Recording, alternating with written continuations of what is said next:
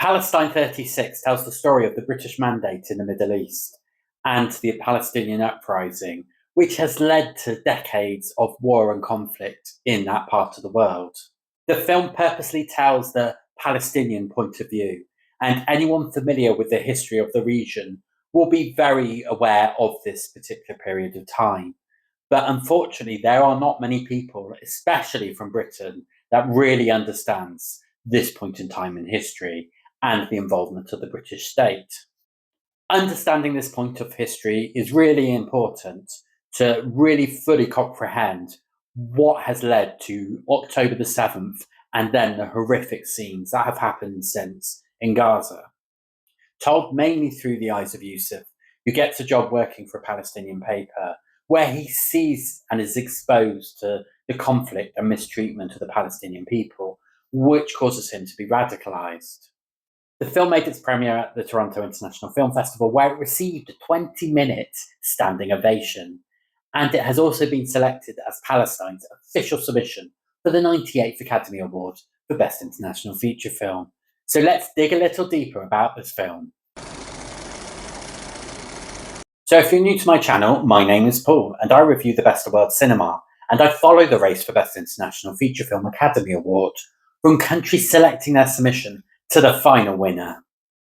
There have been loads of documentary and feature films that have featured the Palestinian cause and what is happening in the Middle East, and often these are done by Western voices, which oversimplify the situation and fail to recognise the complexity of events. Palestine 36 avoids this by adding a lot of nuance to the interpretation of history, and it does interesting things, such as it purposely does not feature that many Jewish people.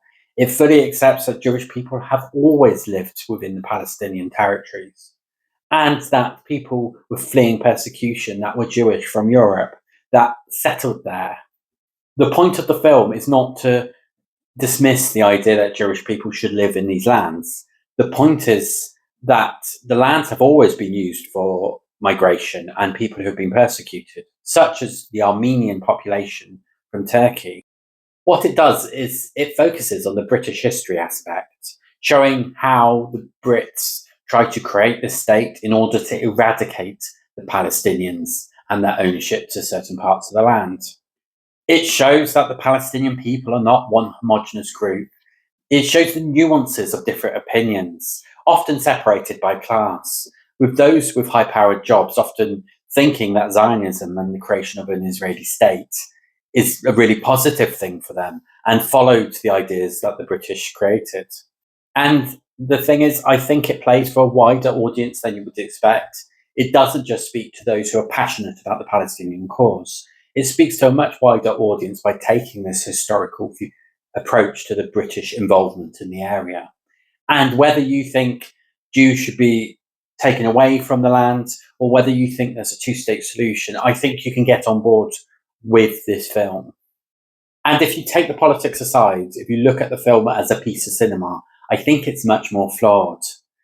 It purposely tells this piece of history in a very nice, contained, chronologically ordered story. However, it doesn't elevate it to a piece of cinema. It does not feel cinematic, yet it's meant to be an epic. This could easily be a straight to Netflix style piece of film and broken down even into a TV series, and you wouldn't know the difference.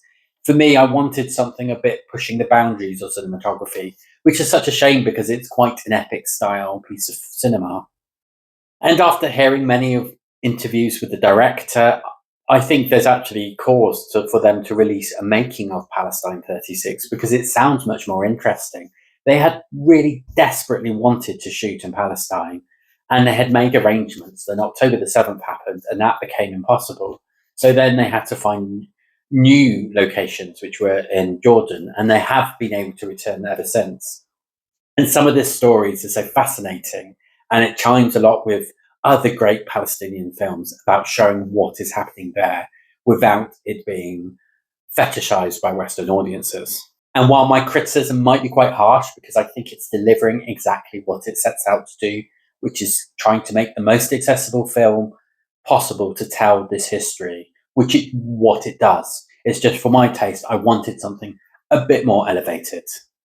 Palestine as a country has submitted 18 films now for the Academy Awards, and they've had 2 nominations for Paradise Now and Omar, as well as receiving a shortlist for last year's Ground Zero, which was a fascinating and inventive documentary comprised of 18 short films made by people trapped in the Gaza Strip.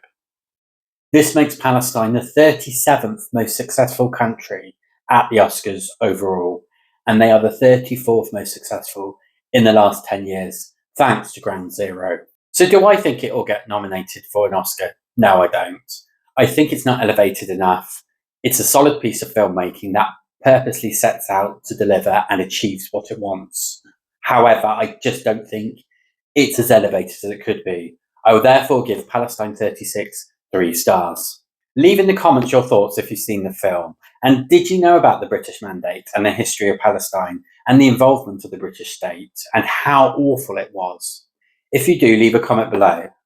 And if you want more news and reviews for the Best International Feature Film Academy Award, please do subscribe to Global Film Pool. Thank you very much for watching, and I hope to see you again soon.